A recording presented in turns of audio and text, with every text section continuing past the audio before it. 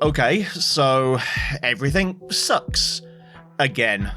Today's graphics cards are apparently unreliable, poor value trash only fit for powering glorified chatbots, while at the same time also incredibly rare and desirable.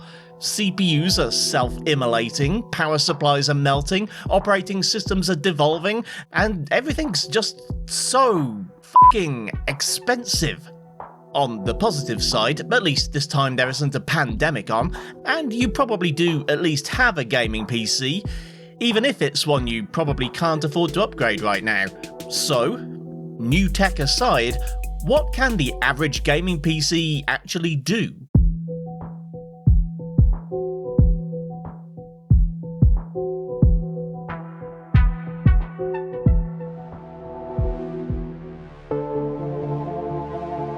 Clearly I picked the wrong year to start reviewing new releases. My RTX 50 series reviews have been a mixed bag, and to be fair, I can understand why.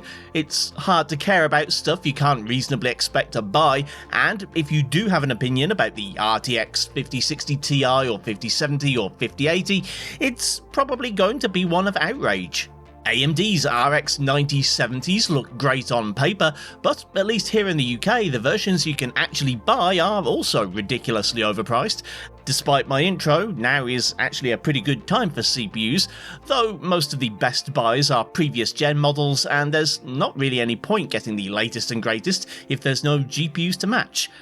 Ultimately, all of this combined means that the answer to the question, what should I buy, is, for most people, nothing. So, what do you do when you can't or shouldn't buy anything? You make do with what you've got, that's what. To that end, I put together a gaming PC to represent the average specs according to Valve's hardware survey, and I'm using it to play games. Good ones. In the spirit of the title, my budget for this video was £0 and 0 pence, so apologies if you've seen these parts featured on the channel before, but I wanted to make a point. According to the Steam hardware survey, the most popular PC spec right now is based around an Intel CPU with 6 cores. With that in mind, I chose the i5-12400F. It's paired with 32 gigs of T-Force Dark DDR4 3600 RAM, and the GPU of choice is a Gigabyte RTX 4060 Windforce, which was the most popular card when I had the idea for this video, but which is actually now second behind the 3060. I've talked about the 3060 enough lately, so I've stuck to the original plan. It's all plugged into a fairly premium Z690 motherboard, however, being a locked CPU, there's no advantage to this over a cheaper H or B series board. Overall, this build is worth somewhere in the region of £800 or $1,000 US, but that's not really the point. The point is that, statistically speaking, you already have something like this. Of course, the problem of escalating prices in exchange for less and less quality isn't limited to the hardware.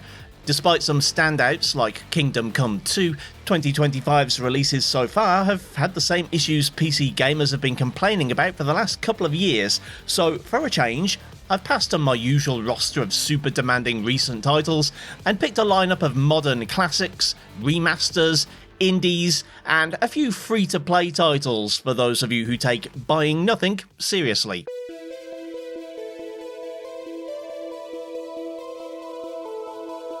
Let's start off with some favourites from the last console cross-gen period, back before everything started falling to shit.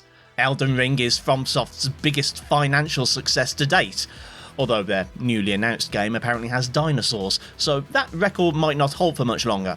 Part of that success comes from the fact that FromSoft games rarely go on sale, but Elden Ring has enough content and replayability that it should be worth your money. The game requires 12GB of VRAM, which was something of a sore point when it was released, but according to Valve, you have at least 16GB, so that shouldn't be an issue anymore. 1080p is still the most common resolution on the survey, accounting for over half of all gamers, and the combination of 12th Gen i5 and RTX 4060 can handle max settings at that resolution. The game has a 60fps limit, and we're meeting that with no issues. Higher resolutions like 1440p or 4K won't be quite so smooth at maximum settings, and will need dropping to medium or high to compensate. This game doesn't natively support DLSS or FSR, so there's no quick and easy upscaling method, but you could use NVIDIA image scaling or a program like lossless scaling to get better results on higher resolution screens.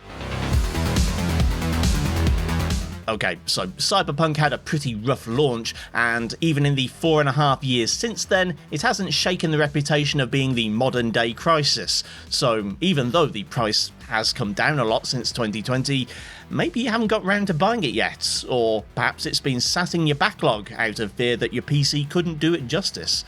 Well, it seems like these days you can have a pretty prime experience in Night City on the average spec PC. At 1080p high, the built-in benchmark approaches 80 FPS, and with VSync enabled in order to get some clean, tear-free capture footage, the game's only using about 75% of the graphics card's capabilities. You might be tempted to try ray tracing, as this is one of the killer apps for that next-gen lighting tech. I wouldn't say it's impossible, but you should temper your expectations. RT low and medium are quite subtle effects, and in my opinion it's not worth trading in that much performance for a half measure. But on the other hand, RT Ultra falls a long way short of 60 FPS, even with quality DLSS, and the 8GB buffer means for quite a few frame time spikes. Incidentally, the RTX 3060 actually did a bit better at these settings, with about the same performance but without the stutter. Forza Horizon 5 is perhaps the greatest example of wish fulfillment in the racing genre. In this title, you get to own a car and a house at the same time. Wild stuff. It's also available to rent as part of the Xbox Game Pass Ultimate subscription, because if you can't own property, why would you want to own your games? Kill me. The RT effects are far more minimal than in Cyberpunk, and you probably wouldn't notice them if they were turned off. That being said, the benchmark completed with over 80 FPS at 1080p Ultra with Ultra RT, so it's not really a problem for the average PC to handle. I did have a VRAM warning when I tried the extreme setting, and it wouldn't surprise me if that occurred at Ultra after maybe a few hours of gameplay, so it might just be worth forgetting about RT altogether. I'm not gonna lie, RDR2 is hardly ever a cheap pickup, it's not part of any subscription services, and it's never been given away for free, to my knowledge. But when I asked for suggestions for some older games people still wanted to see, this one came up a lot. I'll admit, playing through the opening couple of hours with the slider set to prefer quality, it's kind of hard to imagine games looking better than this. I know there could be more detail in the hair and faces, we aren't quite up there with Senua's Saga just yet, but in the context of a huge open world game that's dozens of hours long with a ton of characters, this is still incredibly impressive. What's more, most of these sections are running at around 100 FPS at these settings. I did a benchmark run in the city of Saint Denis, because that's the kind of place you're likely to experience performance drops, and the average still held close to 80 FPS, and the minimums didn't drop too far below 60, so I'm gonna say this one should stay playable throughout.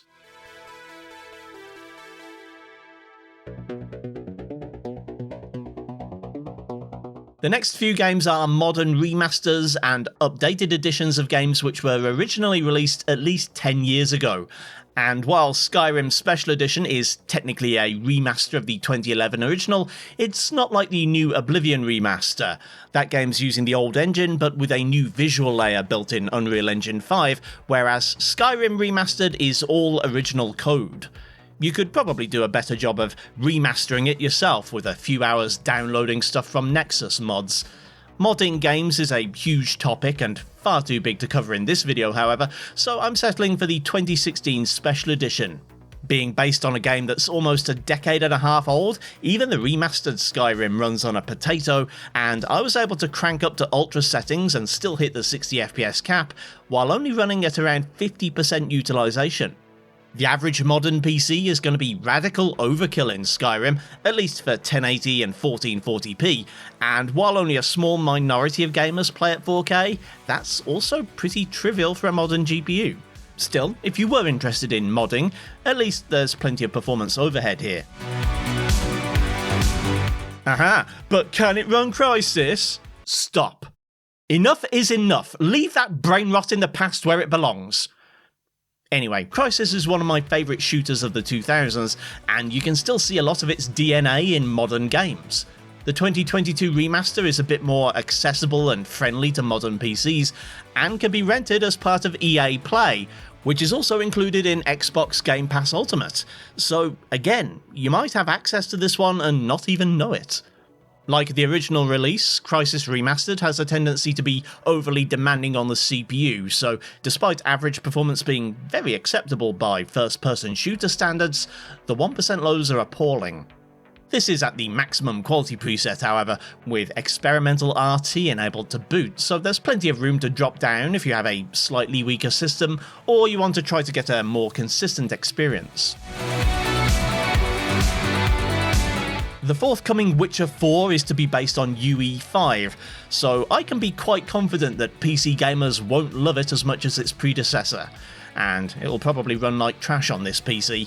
Witcher 3 Wild Hunt, meanwhile, is a much beloved game that features heavily in Steam sales, and even occasionally gets given away for free when CDPR are in a good mood, or need to distract you from a disastrous launch.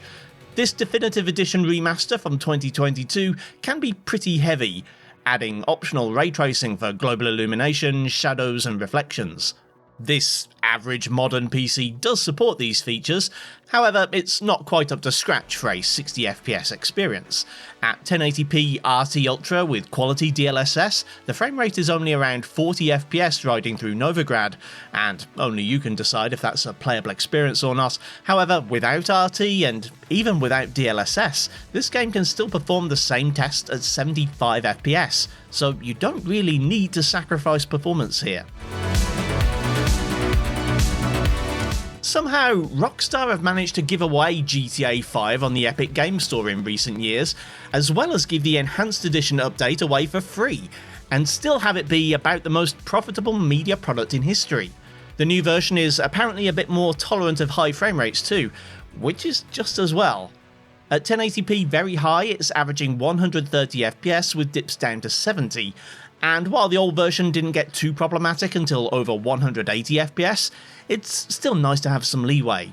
I actually played a few missions on the maximum RT preset, and the 4060 handled it like a champ, averaging 75fps without upscaling.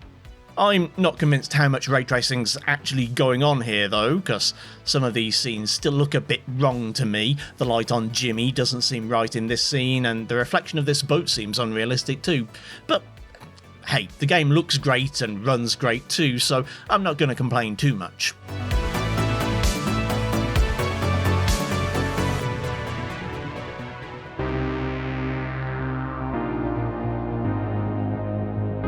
Technically, you do still have to pay to acquire indie games, they don't just fall off trees, but unlike modern AAA titles, you're usually paying a more reasonable price, and your money goes to people who are passionate about what they do and are willing to push the envelope a little.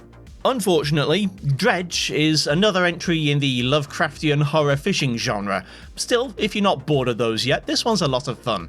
Granted, I'm mostly just pottering around in a boat, and so far the only encounters I've had with eldritch horrors of the deep have been the stuff I've hopped to the fishmonger. There's not a whole lot here graphically, so the average PC churns out a couple hundred FPS at 1080p if you turn off VSync, and it could happily run at 1440 or 4K. But I'm not sure you'd be gaining much. Rollerdrome might look like a cel-shaded Tony Hawk game, but it's equally inspired by Doom 2016 and Max Payne, and it's exactly as awesome as that sounds. Unfortunately, Rollerdrome's developers were laid off because of how good and successful it was, and the game is no longer available to buy on Steam, so if you don't already own it, then you'll have to find other ways of acquiring it. Graphics are not a priority here. Pulling off sick tricks, dodging attacks and shooting enemies in slow motion are, and Rollerdrome manages all this while barely even featuring shading, let alone ray traced ambient occlusion. It's pretty pixelated, sure, but it's also running at like 500 FPS. If you need a more eloquent recommendation, I'd suggest watching Racevic's video essay. Apparently, roguelike car maintenance is a genre now, with at least 2 games in it. The most well-known and more graphically advanced of the two is Pacific Drive. The other is called Keep Driving, but it's 2D pixel art that will run on decade-old Intel HD graphics, and I do want there to be some level of challenge, which Pacific Drive certainly provides. This is an Unreal Engine game, so even though 1080p high is capable of 50 to 80 FPS most of the time, there are a fair number of the expected loading stutters as you progress through the zone. If you want an idea of what to expect from this one, picture something like Subnautica but set on dry land, and swap the underwater base for a beat-up old station wagon. If I had the time, I could probably see myself giving this one a few days of my life, though it is more of a dark and moody piece compared to the colourful serenity of Subnautica.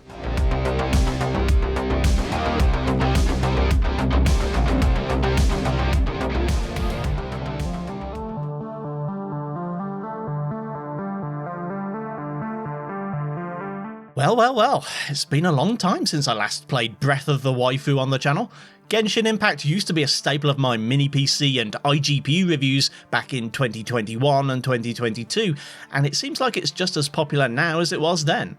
When I reinstalled the game for this video, I couldn't quite recall what my reason was for not paying it more attention over the years, but it soon came back to me. F***ing Paimon. Anyway, I still haven't really played far beyond the first hour or so, but I do know that it's a cross-platform title with previous-gen consoles and mobile, so it's not particularly demanding. I was able to maximise what quality settings I had access to, and hit the 60 FPS limit with about 60% of my GPU's horsepower to spare. Another blast from the past. Actually, I'm a sucker who paid for Rocket League back in the day, but new players get to enjoy it for free. I used to run this as a benchmark for cards like the Radeon HD 7870, so naturally modern GPUs have no issues whatsoever. At 1080p with settings maxed out and high FXAA, we're brushing up against the 300 FPS mark, with 1% lows still higher than some people's refresh rates. Of course, there's no need to introduce CS2. I was never a CSGO fan. Trying to have a good time in that nest of sweaty hardcore players felt like an exercise in masochism, but whether the matchmaking is more favourable here, or there are just more average people playing these days, I don't feel like CS2's quite as painful for casual players like myself. Of course, CS2 is harder to get high frame rates in than its predecessor. At 1080p low with FSR turned off, it still only managed a little over 200 FPS on average, with 1% lows just over 100. I had an okay time. I've certainly played on worse PCs than this before, but I know some people just aren't going to be happy with less than 400 FPS. Finally, Marvel Rivals kind of earned itself a bit of a reputation from the beginning by looking like Overwatch, but with the frame rate of a Battlefield or Call of Duty. And while you can get a bit of a boost by dropping reflections and global illumination, it's still not going to be a particularly high refresh experience on an average PC. For this video I decided to stick with the low preset, which keeps the reflections, and I also used DLAA because I haven't really done that in this video, and it's still running in the low 110 FPS range on average.